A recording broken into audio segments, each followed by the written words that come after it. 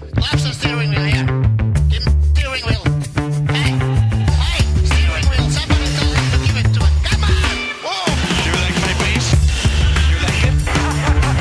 How the f*** is this possible? I'm driving like a grandma. Get that, Ralph. Did you hear me? From the radio. The rest of the race. Ralph, acknowledge. Now, come on, close him down and kill him. We've got a lunatic on the track down the Hanger straight. I am so annoyed. Boys and girls, your attention, please. Hello and welcome back inside the Park for May for podcast number 934. This is Todd, No, Todd, not now. aka Negative Camber. You know why I've asked you here. You must convince the villagers that I'm harmless.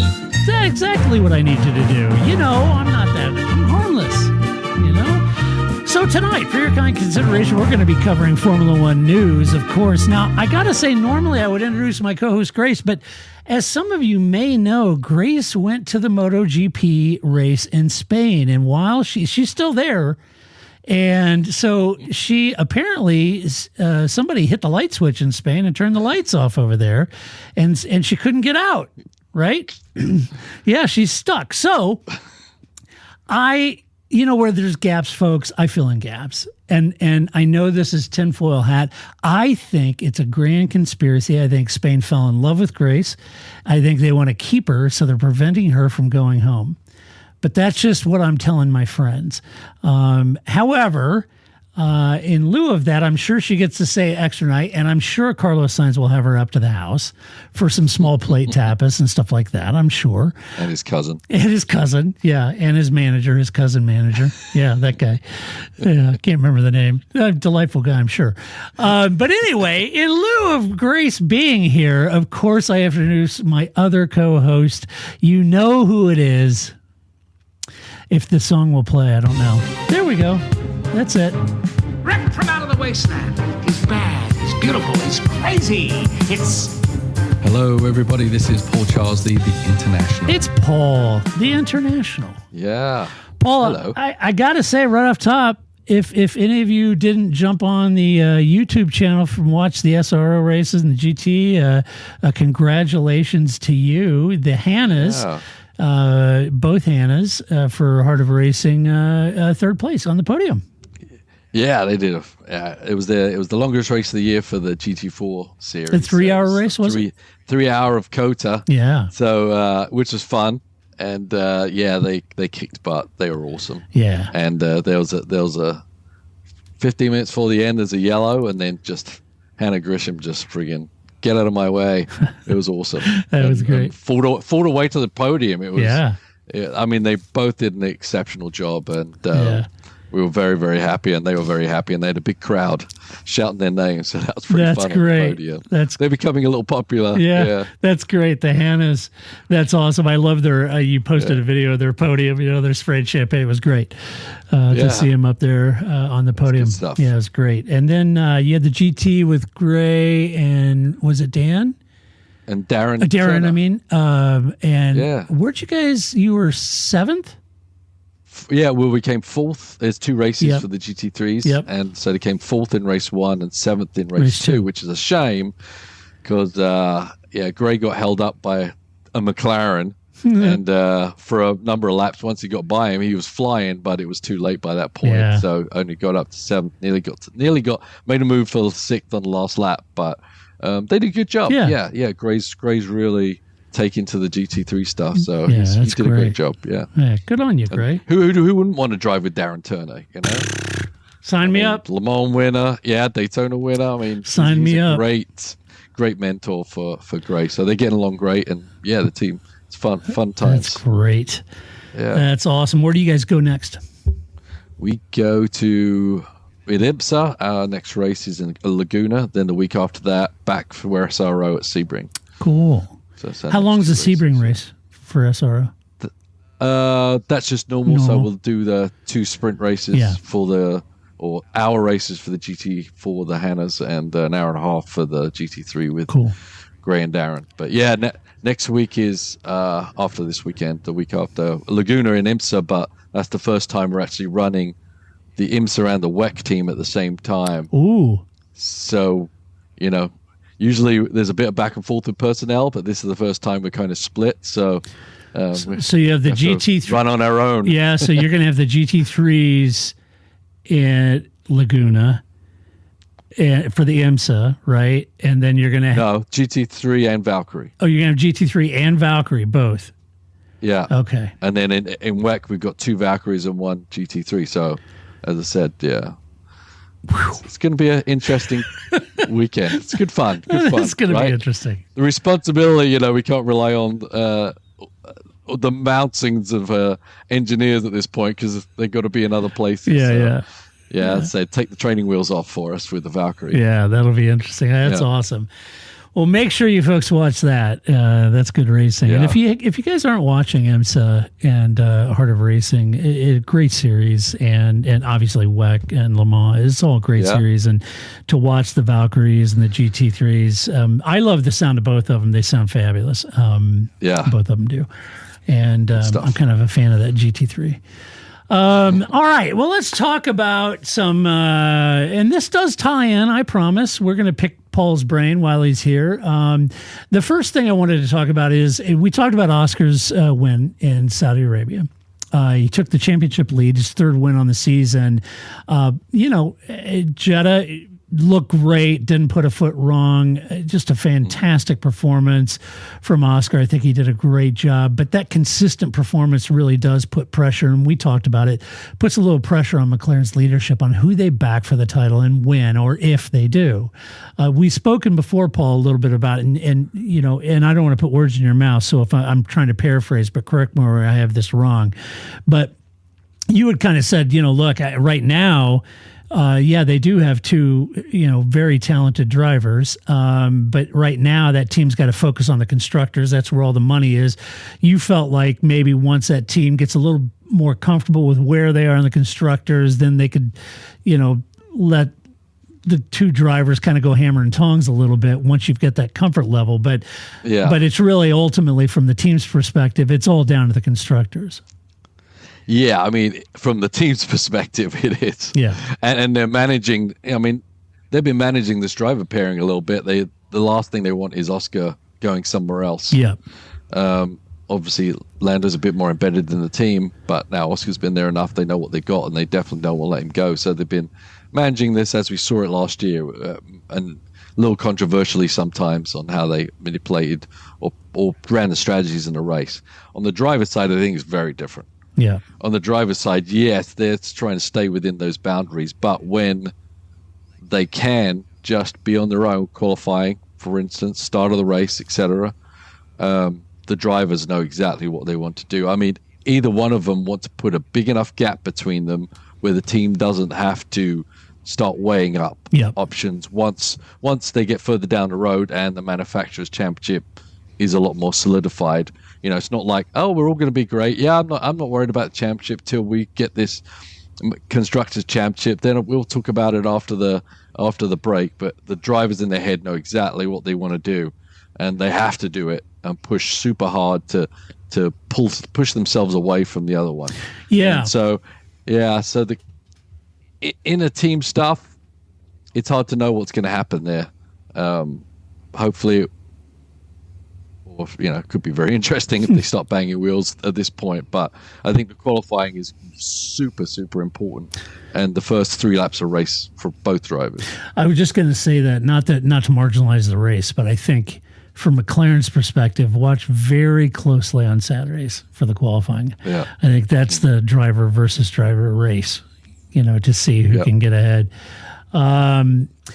There's a lot of factors on who do you manage and how do you manage it and do you favor. There's a lot of factors involved in this, such as, some of them may have contract stipulations, if any. Mm-hmm. That's always a possibility. The driver performance consistencies, who's most consistent, who has less unforced errors, right? That's always plays into the equation. Any future aspirations the team have, which horse do they bet on for the long term? Is it Lando for the long term, or do they really feel like they've got a tiger by the tail on Oscar, and he's kind of the long term? Now, no one would ever admit any of that, but deep down, I know Zach's got to be asking that question. Then you've got all the fans, their allegiances, their commentary on social media, negative responses from fans. You also have sponsors, not only team sponsors, but individual driver sponsors that you have to take in. There's a lot involved in about how you do this and how you manage that. And that's why it can be touchy, I think. But I wanted to draw the parallel a little bit, Paul, because having been around your operation and been with you and watched the driver meetings and those kind of things, in IMSA, so in Paul's world, and here, correct me where I'm wrong because I'm trying to explain your world and you're sitting here listening to it. But in Paul's world, depending on the race and the length of the race, you're either 2 drivers or 3 drivers per car. And while that isn't necessarily a Lando v. Oscar head-to-head, who do we back? Because those 3 drivers in a car are a team, and it's about getting that car to the finish and on top of the podium, on the top step. And that's ultimately the goal. But I have to think, Paul, that it doesn't mean that there is a lack of driver drama, may be too strong of a word, but there's driver issues that can crop up. You've got certainly in Pro-Am, there's a big disparity in skill level in Pro-Am. Right. So we'll discount that for a minute. Let's just talk about Pro. Come Le Mans in a Valkyrie, or come Laguna in a Valkyrie, right? So you've got pros in there, and let's say you've got 3 drivers. The intent is, deep down inside, drivers are drivers, and they're going to want to be the fastest of the 3. All 3 of them are. And they're going to be the fastest guy in the car, right? And I have to think in the history of IMSA that there are times when certain drivers may be grumbling a little bit about their teammate because they felt like maybe they left too much on the table. Maybe they weren't fast enough. Maybe we didn't do enough. So talk to us a little bit about what that driver dynamic when you're dealing, because like you said, you're fielding all these cars. They got 2 drivers each. You're fielding, you could fill up a party bus of drivers each weekend that you guys, it's not just 2, right? How do you manage that? Does that happen in IMSA that much? It definitely happens in IMSA. We try to keep it away from our team. But it's always a work in progress because you've got to keep everyone focused on the greater good, which is winning races, winning championships. And every single week we put it into everybody, leave your egos at the door. You are our chosen drivers. We believe in you and we'll do everything we can to support you.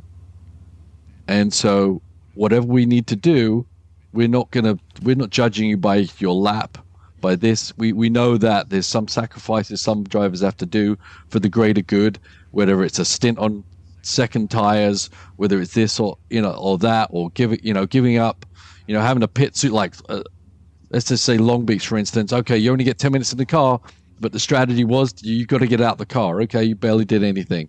It kind of happened at Detroit too, but you got to seat the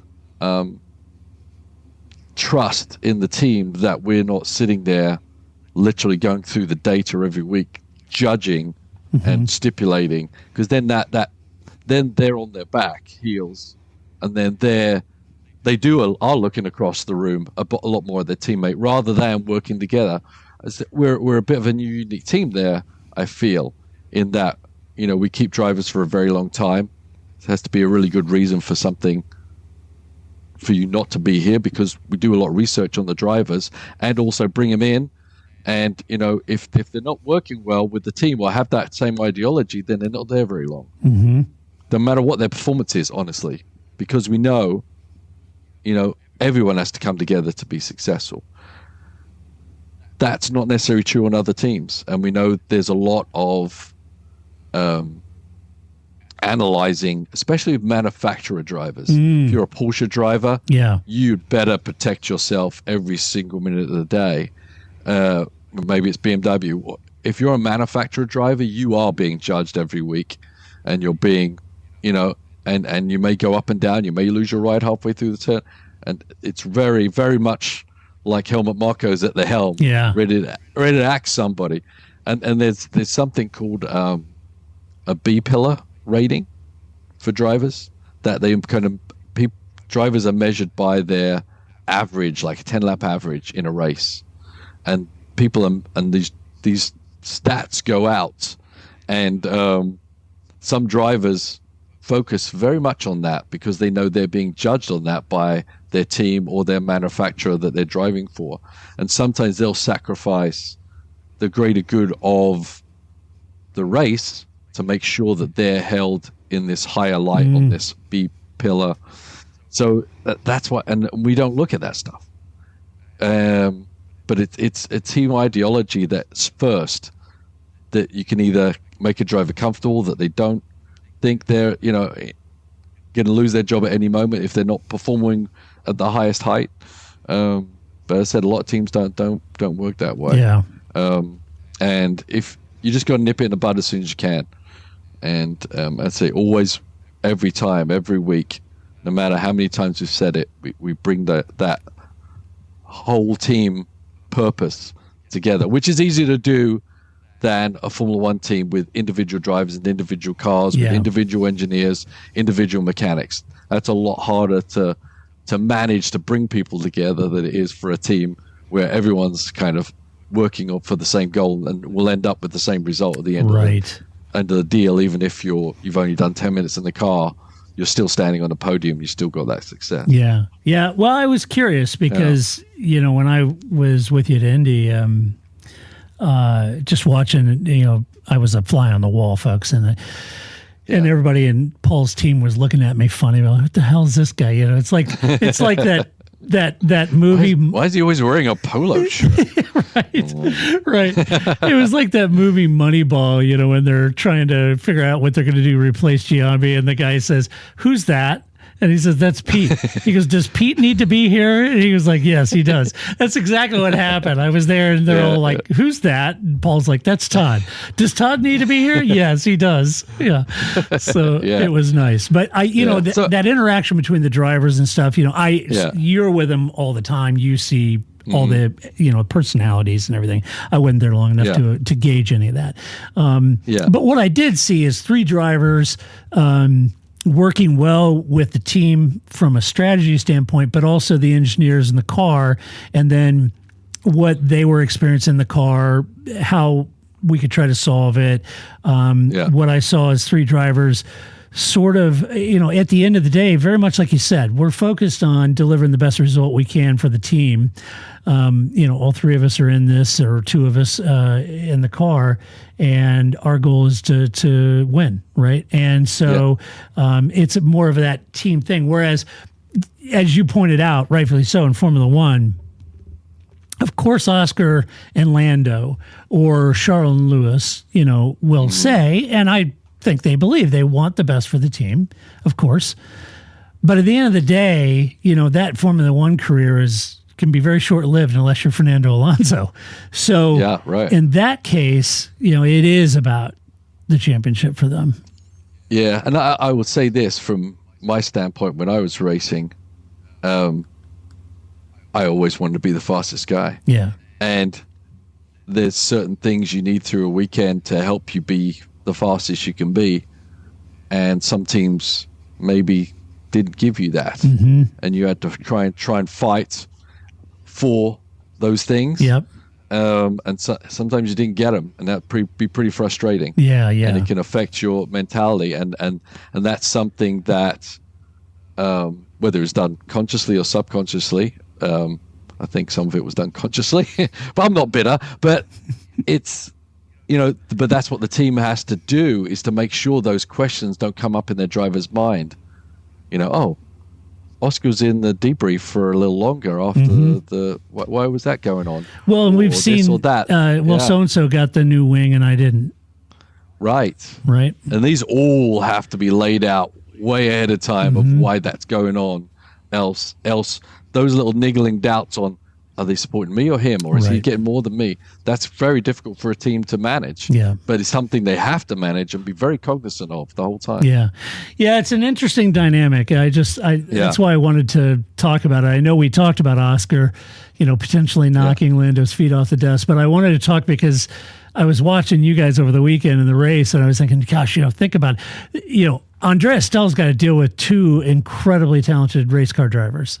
And egos involved, contracts, all of it, right? in a year that's probably their best chance to win it. On the flip side, I was watching you and I'm thinking, gosh, from Ian and your standpoint, think of how many drivers you guys have to manage.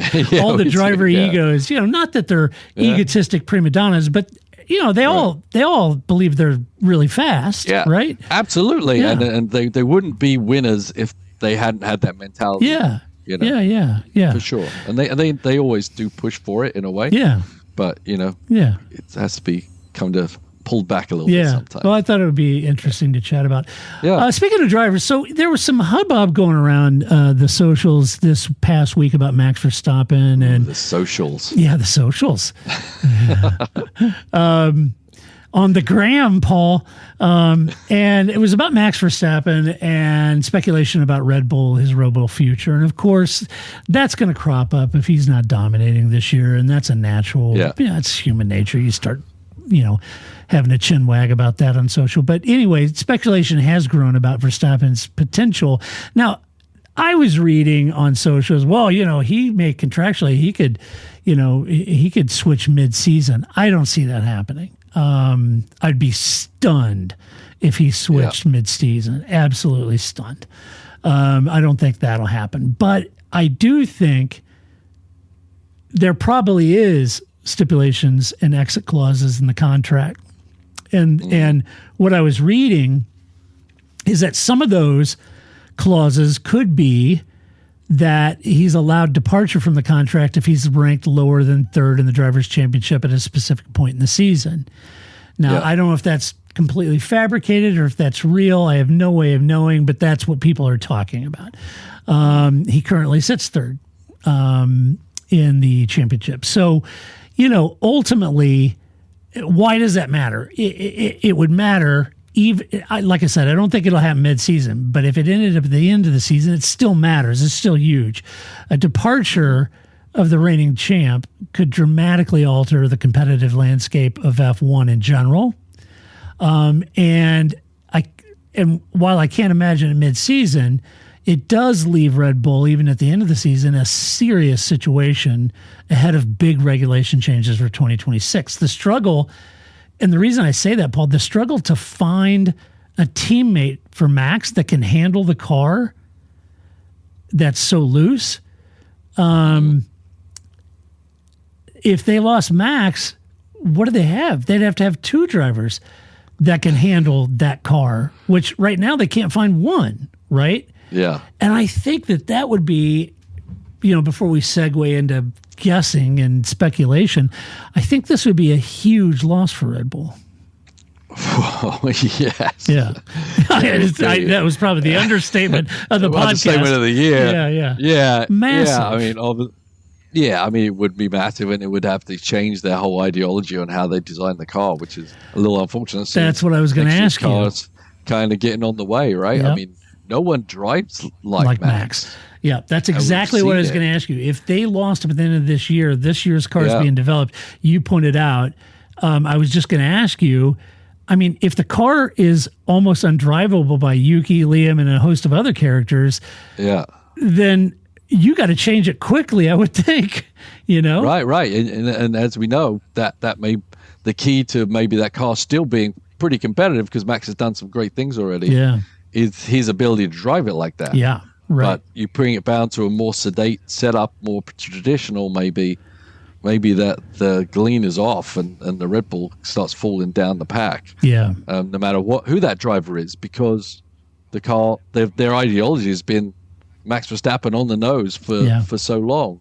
It'd be really hard to retract from that direction. Right. I mean, apart from, you can argue if Max is the best driver, I would say he is. Certainly right now, he's the best driver. Any team should try and find a way of getting him on the team. How that would happen, I do not know. I don't know. I don't think McLaren would even take him. I don't think so. Yeah, I don't think so, No. but I'm not sure, and I don't know how Ferrari would deal that. But any team should be just chomping at the bit. Yeah, I mean, I'm not trying to sound like a Max fanboy, but he's arguably the best driver on the grid right now. Yeah, for sure. Maybe what you're saying is if he does fall down, to fourth place. That's his one chance to get out if he really wants to get out. So maybe it could happen in the mid-season just because possibly it doesn't give them enough time to turn it around for him. I mean, we know when Max hits the track, he's not going to start pulling back just to get himself out of a contract. He's not made that way. He's not going to phone it in so he can get out. I don't sense that would be. I don't see it. Something he would do.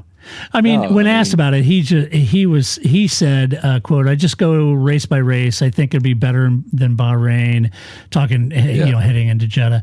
The rest is out of my control, is what he said about it. And of course he would. He's not going to comment on that. That's speculation. And I guess ultimately, to be clear, the Red Bull is the clear loser if Max left. But the bigger question ultimately then becomes where would he go? And while I don't think McLaren, as you said, would really seem to be an option, would Mercedes dump George, who is also at the end of his contract in 2025? I would say that'd be the most likely, right? I would. It's an easy out. And there's always been a connection there anyway, sort of. They've been chasing it. Yep.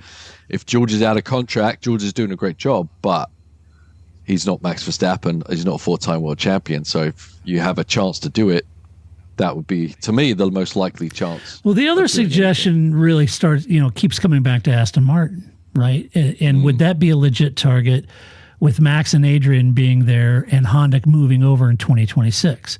So three of the critical pieces of the puzzle that Red Bull used to great success, Honda, Adrian, and Max, could get the band back together over there. And I know Lawrence would find the money. But is Max willing to take that gamble, and is he betting on the come? And if he's willing to do that, Aston, why wouldn't you just stay at Red Bull and do it? Because it's got to be quite a sales pitch from Aston to do that. Yeah, I mean that's Max's gamble, not obviously Aston Martin's gamble. No, anyone Mercedes on down, they'd kick their drivers out in a heartbeat if Max Verstappen was willing to go. Yeah, obviously a lot of speculation over what Aston Martin are doing right now, and what Adrian Newey can come up with for the new regulations. Right, and it's a lot. It's a lot of risk, I would think, from Max's side, unless he's looking into, he knows a lot more than we do. Maybe what they're creating in there. But with the new regulation changes, still, no matter what you see on paper, till you see the cars run on the ground, still a chance that someone gets something really wrong, like the Mercedes size 0 car. Yep. Right? They got it wrong. They were a dominating team, and they got it wrong. Yeah, that's exactly right. And also, it's not just Adrian in the chassis. It's a new engine. Yeah.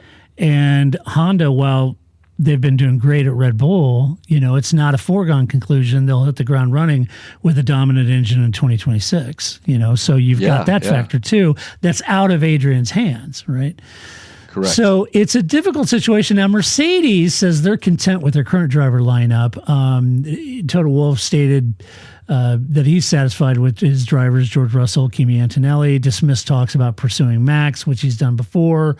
He emphasized that the team's focus is really on nurturing their current driver lineup and preparing for the upcoming regulation changes in 2026. He said, quote, "We're super happy with the lineup we have. George is performing at the same level as Max," end quote.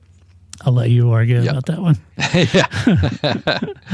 Because I've defended George. He's going to say that, but I don't think anyone's operating at that level. I think Oscar's the closest, but I mean, and George is doing a great job. He is doing a great job. He's in the hunt. He's in the shout. But he is. He's thereabouts, and he's not the full-time world champion. I'm sorry. And so, this would, on the surface, suggest that Mercedes is confident with their current driver lineup, and they're happy with the direction of the strategic direction, and potentially impacting. The driver market, they would not have a home at the end for Max there if that's the case, if you take that on the surface. And I do not. That's right. Here's my pinch of salt. Yes, exactly. I do not. George, his contract's up in 2025. He's done a great job this season. I've often suggested that he doesn't get much love from the team, not like Lewis did or Kimi does now. And that to me is, people have sent me messages and said I'm I'm just beating this dead horse on this thing that Toto did give him a little love. Yeah, he does, but nowhere near what they do with Kimi. And that's tangible to me from the outside looking in, right? Yeah, right. So I see that with George. I don't know, I can't make things up about what it is. Does Max make sense at Mercedes? I think despite his comments, Toto would like to have arguably the most talented driver on the grid. But, Paul, will he pay for it? He wasn't willing to pay for Lewis, which I agreed with him on. Would he pay for Max? I think he would. Yeah. 40 million? I think Lewis-ish. I think Lewis was a different category. Well, he's closer to a sell-by date, right? Yeah, absolutely. Yep. He's not coming off winning 4 world titles. Right. He hasn't won a world title in 5 years, right? Obviously. And he's in the end. And it made more sense for Ferrari because they can make a lot more use of his personality. His brand, future going forward, I think. It's a bit, there's no reason to replace Sainz competitive-wise, I don't think. No. It was a lot bigger story than that. I think Mercedes would jump at and they'd find the money. Yeah, Toto probably would. The money. They'll find the money. Yeah. And so would Aston Martin if they could get him. Yep. Hey, speaking of McLaren, I won't dwell on this. This is an FYI for F1 fans. McLaren is going to withdraw from their Formula E series after the 24-25 season. So they announced its exit from Formula E to focus on Formula One, IndyCar, and the new hypercar project, the World Endurance Championship. The shift in McLaren's ambition to achieve what they're switching this is to achieve the Triple Crown, which is what Zach has always been after. Wants to do that. McLaren Formula E, this doesn't do wonders for Formula E in general or electric racing in general. And which brings up the question, Paul, how's that hypercar battle? Is that going to leave you and the Valkyries as the newcomers to hypercar battling it out? Yeah, I mean, it's going to look that way, right, with the Genesis as well. I mean, we'll be the sophomores. Yes. As the Americans to the freshmen. say. So hopefully we'll be a bit further ahead than they are, but they're a big group, right? They're not going to go at it, sheepishly. No. But as we've found out, go into the hypermarket, people don't open their arms and show you all their wares. Right. So it's a bit of a, it's a slow, steady climb to being competitive, and they're going to have to go through the same thing. I think this says more about Formula E than it does anything else. I mean, if they win the championship, they don't win the championship. What does that mean to McLaren as a brand? Right. I don't think it means anything. No. And I don't think it's a big distraction. I don't even think it's a big financial distraction, but I think they're just not getting out of it what they would in all the other series combined. So why even deal with that? The series hasn't really become what everyone was playing it to be. Yep. And it's a minor series in my mind. Yep. And why would they play there when they've got much bigger races to win, like Le Mans and Indy 500 and the F1 World Championship? Yeah, a lot of the money that you put into certain programs like this is coming out, a significant portion coming out of marketing budgets. Yeah. And if you didn't feel like your brand impact, they're going to do brand impact studies and they're going to have the data and metrics to take a look at that. And they've done their customer personas or their ICP work, and they're going to look at how does that message resonate with the customers, both Formula E fans who are fans of Formula E? How does that resonate with them? And people who aren't fans of Formula E, what's the frequency, the exposure they've had to McLaren's presence in Formula E? They're going to do all this market research. And if it doesn't, if the numbers aren't there, the investment doesn't make a lot of sense at that point. Right. I mean, I haven't been to a Formula E race, but from watching on TV, it looks like a minor event. Yeah. So. Yeah. Yes. Let's see. This is so the cooling vest that the F1 drivers wear at the real warm Grand Prix. Lewis was advocating for traditional heat acclimation over the cooling vests. The extreme heat of Saudi Arabia. Lewis suggested that, the pre-race conditioning instead of using in-cockpit cooling vests. He talks about pre-race prep, hydration, body pre-cooling, in ice baths, lower the core, those kind of things. And, he would know far better than I do, but I guess my thought on that is that none of these drivers are in dodgy shape. They're all really good shape, No. Right. And I don't know, I see him doing a lot of ice baths and I see him doing a lot of those things. But trying to keep the driver cool in those outrageous conditions, anytime you're converting energy, you're creating heat. So and the F1 cars convert a lot of energy. So, and so do your cars, Paul. So right. They get hot. Yeah. And I understand his point. But then I was thinking about this in context to your cars. I was just kind of juxtaposing the two, thinking about the Valkyrie, it's enclosed, the GTs are enclosed. And as you pointed out, you have AC in those cars. Yeah. Which is crazy. Nice. But I have to think that sometimes, maybe the driver doesn't feel like the fan's up fast enough. It's not blowing enough cold air. Or take some teams. I'm sure there's been some teams out where the AC unit wasn't working right or didn't or whatever it was. Absolutely. That heat that generates in there has got to be like sitting on the surface of the sun, Paul. Yeah, absolutely. And I mean, in the sports car world, I personally have never really raced cars with AC in them, and so it's weird. But now all the cars are designed that way, and they're basically sealed inside. So it's worse when the systems fail. It's worse than it was ever before, because there is literally no flowing air coming through there unless it's coming through the AC. There's a fan too, and the AC, so you can get some nice hot air blowing on you sometimes. So it is a factor in the prep and maintenance of the race cars to make sure those units are going, because if it goes out, that driver has a very short shelf life of being able to perform out there, and you've got to account for that. Yeah. So as weird as it seems to be all the time that the race cars have AC, it is real, and it's now, and it's, I'm an old curmudgeon, much like Lewis Hamilton, who's had to deal with it his whole life, right? And then all these spoiled brats. I think probably Lewis thinks he's fit enough, and he doesn't have that would give him actually an advantage. Probably would. It probably would, right? Yeah. I mean, Lewis, I would say, he's super fit, and I think he could see that as a leverage over some of the other drivers. I know they're all really fit, but every person takes the heat differently. That's no matter true. how fit and prepared you are. I'm sure all the teams have their physios, they have their ice baths, they've got their preparation. Pretty much across the board. I'm sure everyone knows what you can do to prepare your driver, but physiology of a person can vary, and there's no way of reversing that or changing that. But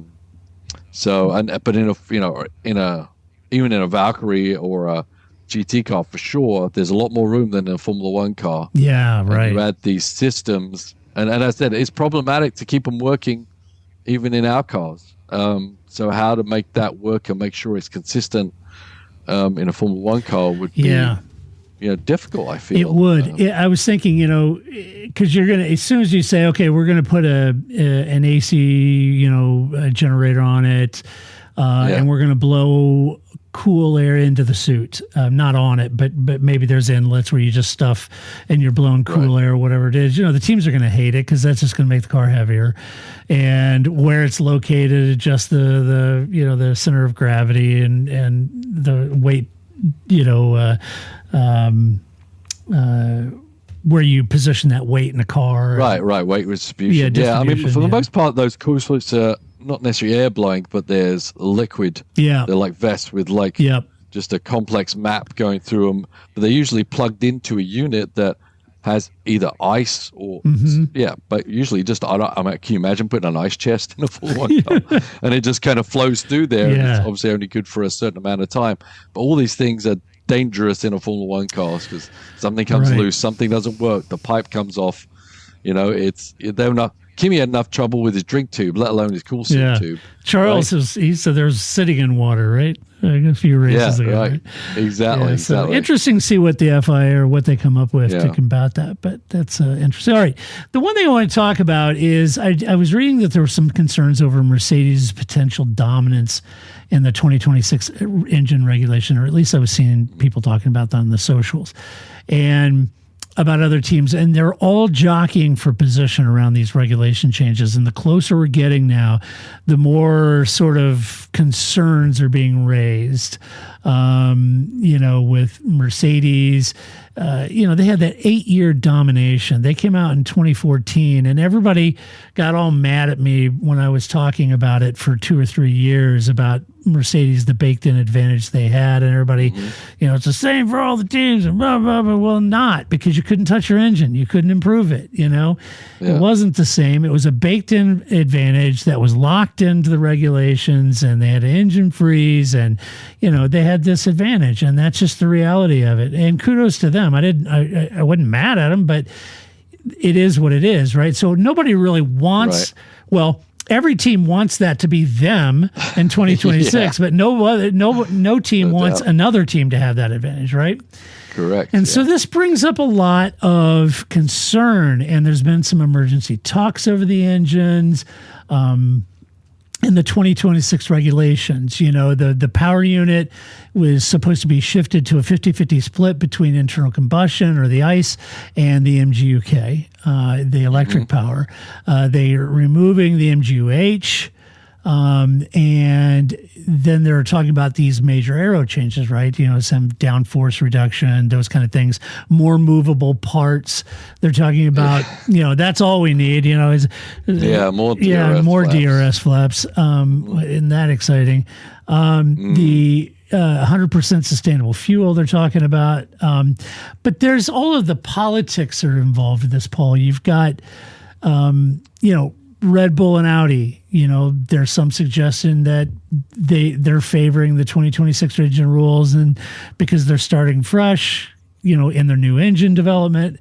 Established teams, Mercedes, Ferrari, Renault, maybe they're a little concerned about losing the competitive advantage they have, being that the changes are so significant. Maybe they were favoring more of an evolution of what they currently have instead of a wholesale redo. Anytime you do a redo like that, it's super expensive to do.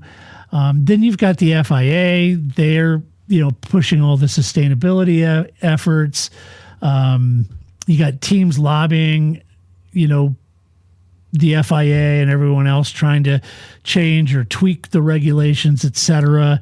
Then you got all the performance concerns, the electric power imbalance could be, according to the team, just a very dull drag race down the front straight, not at very high speed, because you run out of electric power on those long straights and you're out of power, There's issues that's around this. The cost, the competitive imbalance, potentially. What do they do about it? I guess my first thing is, Paul, isn't it a little late to be having these conversations? Well, yes. Very frustrating to start hearing these conversations now, because when they were first drawn up, it was very apparent, at least to me and you, I think we were discussing it, like, who came up with this idea and why did they come up with it? And this is just all the iterations we heard. Oh, well, the cars are going to run out of power. It's like, oh, great. That's exactly what we want from a Formula One car, for it to, power dissipate away before it gets to the end of a lap or end of a straightaway. It's like, oh, it's a great idea. Super. I've hated these rules since the very beginning. I think it's disastrous. Teams are very impressive in the fact that even when some of these rules have been just put together by a 5-year-old child in the back of the FIA office, they've found ways of making them work and work around them.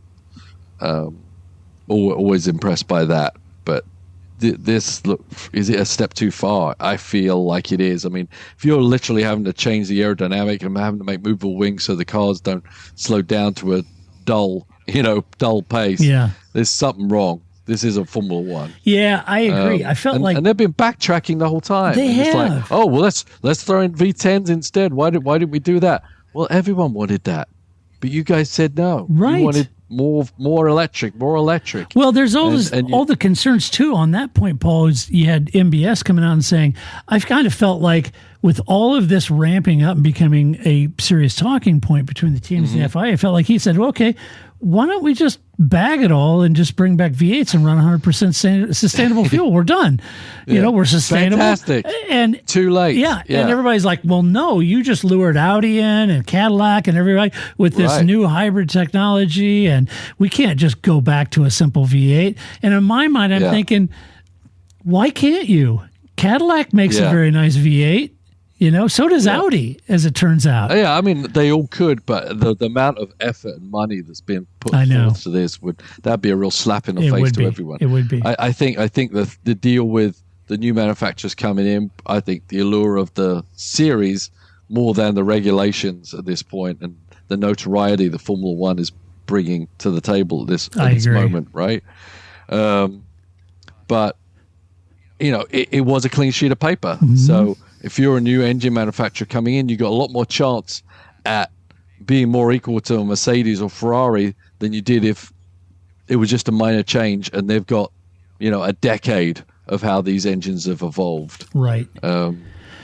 Personally, I think it's still hard for the Audis and to come in because you don't have that infrastructure or that history of how these programs evolve. Yes, you've probably been sitting there doing this engine on and haven't been distracted by trying to run an engine program on the other side. But just being involved in the Aston Martin Valkyrie program, new engine, new everything, there's a lot going on. Yeah. And there's a lot of problems to solve. And if you're new to the series and you don't have that infrastructure or those people with that history and that knowledge, it's tough. I'm not saying they can't get there, and they could come out with an engine that's just dominating everyone, but I can't see that really happening. But all the teams, they want that advantage, as you said. They want to be the Mercedes. They want that locked-in advantage. But then on the other side, they're like, but what if we don't have that engine? There's got to be an avenue for us to be able to keep working on this engine to get it out to that level. But then what do you say? If Mercedes come out with a strong engine, you say, okay, well, you can't do anything. But everybody can. Let everyone else can. I don't know how you develop regulations around and you're that. kind of giving the middles to the whole cost cap thing at that point. Right. You know, this whole cost reduction to participate in F1, it's making more money than it ever has. So do we need to have the cost reduction, or, you know, is it working to, you know, make all teams competitive any given Sunday? No, not necessarily. It just allows the smaller teams to remain solvent and participate. But, you know, the other thing about it is you've got this, the FIA is going to have to do something with the whole electric and the powertrain balance, right? They're going to have to you can't run out of battery power and coast into turn one. That ain't going to work. They're going to have to make adjustments to that, you know. And then, you know, people are saying, well, I think, you know, the 2026 regulations are really just a stepping stone to go fully electric in the 2030s. No. Let's just pump the brakes. I never thought I would say that I agree with MBS, but in my mind, if they really, really want to contain cost, go back to a V8 or V10 using 100% sustainable fuel and call it a day. Yeah. Now, you may lose Cadillac, or you may lose Mercedes, or you may lose Audi or whatever. It's not the first time the series has lost manufacturers, you know, because you could easily go out as a privateer. You could bring a privateer in who could afford a Cosworth V8, you know, engine package, you know? Yeah. I mean, I like the idea of hybrids for the purpose of adding more power. Yeah, right. Right? For the purpose of not wasting energy and putting that energy to make the car go faster, not just to make it go. Yes. Yeah. So I'd rather, to that point, I'd rather have a push to pass electric hybrid boost down the front straight than DRS, you know? Exactly. perfect. Yeah. Yep. So let's see. Oh, a couple track things to talk about. The upcoming Madrid F1 circuit released some video of what the circuit will look like. Carlos said, he thinks it'll be a great circuit, a great event, one of the best on the calendar. He was pretty excited about it. Yeah, I don't know. I watched it. There were some interesting lines to it. There was some interesting parts to it. But, that's a rendering. We'll see what it looks like. I was pleasantly surprised. I haven't seen that myself. So. Yeah, I was I was saying I wasn't a big fan of watching those renderings of the Las Vegas track, but it actually turns out to be a decent passing or decent race. Mean, it did turn out to be a good track, and I think we kind of picked that out when we saw the layout. A little bit. We did. But yeah. And the other thing, Mexico Grand Prix. This is cool. An agreement was reached. Apparently, they're going to sign it or have signed it at the time of this recording, but to keep it on the calendar until 2028. It made its return in 2015. It was off the calendar for 20 years, and it came back in 2015. Is that right? I don't remember. Yeah, I think that's right. Probably. Yeah. And it's 10 years already? Wow. Yeah, that sounds about right. About right. I mean, obviously, Sergio generated. It's going to be interesting to see what happens now that Sergio's not going to be showing up, because there's obviously a lot of fanatics about Sergio. But, I know a lot of people from Mexico, and they're racing fans. They're racing people down there too, and I think Sergio's not there, but I think they'll still support the race. Well, that's what this tells me. If the promoters are willing to pony up the kind of money you have to pony up, right, to hold a race till 2028, it tells me that they're looking beyond Sergio Perez. They're looking to the race culture and race fanatics and fans in Mexico, which I think is fantastic. Yep. That's great. Hopefully they do support it. Yeah. So that Mexico has a strong racing history and of participation and fandom. Yeah. So. I was a big fan of the Rodriguez brothers. Yeah. Right. They were fantastic. Tragically, both lost their lives, but they were fantastic. I love the old videos from the 60s of them. They dressed to the nines. They were great. They were great. Let's see. You remember a couple of races ago we had all the fires, trackside fires? Yeah, that was quite something. Wasn't that fun? And that was all down to the titanium skid blocks that they put on the bottom of the cars to create more sparks to, quote, spice up the show. And then it ends up causing all that. Well, apparently they're talking about now switching those to steel components to reduce the amount of sparks. The FIA is talking about changing that. This change, we know the material. So I was thinking about that. This is F1, Paul. And that titanium skid blocks on the bottom of a car, you think, okay, so we're going to replace those with steel ones. Okay, fine, put steel ones in. An F1 team is going to engineer the crap out of that issue, right? Absolutely. It's a different compound. It has a different wear rate. We can, the car height could be adjusted. They're going to beaver the details out of that thing until someone's blue in the face and come up with the best design for the steel composite versus the titanium ones they're using. So a simple switch like that will probably cost tons of money, I'm sure.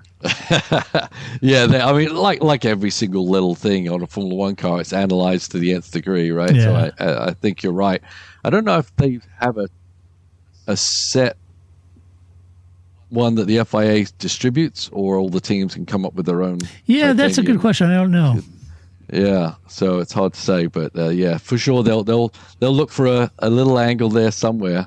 Yeah, try and eliminate whatever. But yeah, it's pretty funny. They brought in the titanium to make the sparks and make it like the old days with Senna and Prost down the straight, and then all of a sudden one race. There's fires on the side, and it's all let's get rid of everything. I think it's a little reactionary. We haven't had fires in how many years since they come up with that thing? I think it was a bit overreaction, I do too. honestly. Leave it to MBS. Yeah.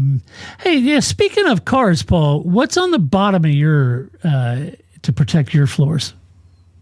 Yeah, so we've got the same kind of thing as Formula One does. So we've got the jab rock, basically, is the wear plank, right? Like so, F1's legality plank. Yep. So you got to do that, and then obviously you've got a couple of little skid plate things that. Are those made out of titanium? I'm not telling you, but yeah. So you've got a couple of things to protect the floor, as well. Do you have regulations? Always keep an eye on it. Do you have regulations like Formula One? You can't grind away X amount. Oh, absolutely. Ask Roger Penske. Yeah. Right. He got That's kicked out right. for it. Yeah. So you need to protect the forgot plank. about that. But you can't. Yeah, but obviously, like F1 cars, the lower you go, the more downforce you get. So. Yeah. Have you seen the big diffuser on the Valkyrie? Yes. Super sexy. It is very sexy. Yeah, if you guys haven't looked at the back of the Valkyrie at the race, look at that. The back, the big diffuser is just awesome. It looks incredible. Yeah, but you got to keep your eye on those things because, like Daytona and things like that, you can wear those things out. I would think Sebring would be a nightmare. Yeah, right. All the bumps. Yeah. So you're really watching that pretty closely. Very closely. Yeah. Because apparently IMSA measures that crap. Oh, that's funny. Excellent. All right, let's do some mailbag, shall we, before we bail out? You've got mail. We can do that. So this goes back to Max. We're talking about the last race in the what we'll call the incident, which caused all the controversy. Yes. In the corner with Oscar Piastri and Max Verstappen. And Shumi in Toronto asked this, Paul. He says, hey, NC. And Paul, this is really for you, Paul. Because I know Shumi knows, you would know. Don't you think Max cut the corner and stayed in the lead rather than giving the place up to Piastri because Red Bull and Max thought that running out front in clean air would give them at least 5 seconds needed to negate the penalty? They figured he had a better chance of winning out front, even with the penalty, than giving the place back and running in dirty air. That's how I saw it. Didn't that occur to you too? Of course it did. Yeah. I mean, we've talked about this before about, when we're talking about gaining advantages, it's not just about passing somebody. It's about gapping them, or in this case, getting you a track position. Track position is key. And protecting that. So, I mean, in the spare of the moment, obviously, Max was hoping to come out of there in first place anyway, right? But if you don't, then yes, you can control the race from the front, and the penalty is negated pretty easy with the clean air. Unfortunately, the Red Bull any other day would have probably just driven away, right? But yeah, and I don't know. To be honest with you, my thought on that. Is that I think typically gaining that unfair advantage would be a 10-second penalty. Mm-hmm. And I don't think the team didn't know that was going to be a 5-second penalty. It could have been a 10-second. No. They could have radioed and told them to cede the position. There could have been a couple different outcomes. So I don't think that they kept him in front because they knew they were only going to get a 5-second penalty. They knew that the best chance of covering the 5 seconds was keeping out front. It would have been more, I think, of their thinking that it could be a 10-second penalty, and I don't know if they felt like they could cover 10 seconds. Yeah, I think, I don't know. In their view, if they gave up the place, their race was done, so it's better to take the risk than it was to just give up the place. Yeah. But yeah, a lot of times it's better to take the time penalty than give up the position. We've seen that. We've seen it from Max. Yeah. From Max and all the way down the field. Yep, we've seen it all the way down the grid. We've seen a lot of people negate any kind of penalty because they didn't cede the position. Right. They just drove through the penalty, Right. Yeah, they gapped enough. So the penalties need to be different for those kind of situations. I was watching your race. Yeah. I don't remember which car it was. It was on Sunday's race 2. Okay. Yeah. And I was thinking, you talk about, you want to complain about 5 seconds or 10-second penalties. I don't remember which car it was, but got a 4-minute and 8-second penalty. Yeah. How's that for a penalty? I think in essence, what I gained from that is that they got a free lap they shouldn't have gotten. Exactly. The rules on the pass around, and they took the pass around when they shouldn't. So they gained all that time back and then some when that happened. Yeah. Yeah. You got to know your stuff. Sometimes it's about dotting your I's and crossing your T's. Sometimes not necessarily about going through the corner as fast as you can. So very important stuff. So when you're an F1 fan and you're complaining about 10-second penalty or stop and go or whatever, think about having a 4-minute and 8-second penalty. That sucks. I can't tell you how long I spent studying the pass around rules and wave bys and everything and going over those with the engineers and making sure whatever happens, we know what's going on and know what to do. Yeah. It's crazy. Oh, boy. All right. Well, that does it for this podcast. Hey, Paul. Hey, what's the next race? The next race is Miami. Miami? Yes. Yes, right. Miami next week. Is it next weekend, right? Yeah. Yeah, I think so. The Miami Grand Prix. All I got to say is... you came up with a T-shirt, didn't you? I did come up with a T-shirt. So, Yeah, I saw that. That's pretty cool. Yeah. It didn't say Miami Gardens on it, though. No, I thought about... funnier, but... Yeah, I thought about going Miami Gardens, but nobody would know what that meant. Except us and people who listen to the podcast. But no, I created a couple. I just having fun. I thought, it'd be fun just to, if you support the podcast and you're going to one of the races, I thought I had to do some those cheap tourist T-shirts that you get, like if you went to Miami or Las Vegas on the Strip and they're just out on the sidewalk on racks and you pick them up for $4 or whatever, and they're always like T-shirts where it's not using anything that was like trademarked or copyrighted, but they're hints at something, So I thought it would be fun. Those in the know would get it. Those in the know would get it. Absolutely. Mm-hmm. So like the Miami one, I have a pink flamingo and it just says Miami and it has, the Part for May, obviously, podcast on it. And on the back of it, it's got our logo. So I made that. And then I thought, I want to do one with Las Vegas. So I made one with dice on it that says Las Vegas, right? Yeah. And then I thought, I can't leave Spa out. That's my favorite track. So I did one with a Belgian beer glass with the Belgian flag colors, and it just says Belgium.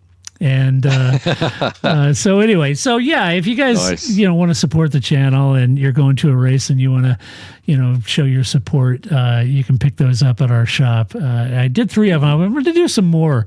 I'm just waiting for inspiration to come on what sort of graphic I use to hint at the thing. So I'll have to come up with something like that. Okay, very good. Yeah. Very fun. I just saw that one. It was kind of fun. Mm-hmm. Fun to do. So anyway, thanks for sitting in for Grace. Yeah, you're welcome. But we'll be back. I should have come in blazoned in McLaren stuff, but obviously I'm not going to do that. I know. Well, tell people the funny thing, the funny incident you had with McLaren over the weekend. Which one? Where he boxed in your box. Oh, yeah, I sent you that, oh, my God, that was hilarious. So in one of the pit stops, there's a McLaren 2 doors down from us, actually, and we were coming into box with the Hannahs, and then this guy got lost, and he ended up halfway in our box, and then Nick, who's one of the managers, but he's also working a lollipop, started whacking the roof on the McLaren, telling them to get the F out of here, and because as the Hannahs were like, they're coming in the pit. What? Who's in our box? And got him out of there. But there was a lot of swearing and stuff going on. It was pretty hilarious. That's hilarious. I loved it. I wish I could play it for everybody. It's pretty funny. Yeah. It's a lot of rude language going on. There's pesky McLarens always getting in the way. Always getting in the way. Good fun. We'll be back to talk about the Miami Grand Prix, though. Yeah, it's going to be fun. Lots of fun. Lando's got to come back, Paul.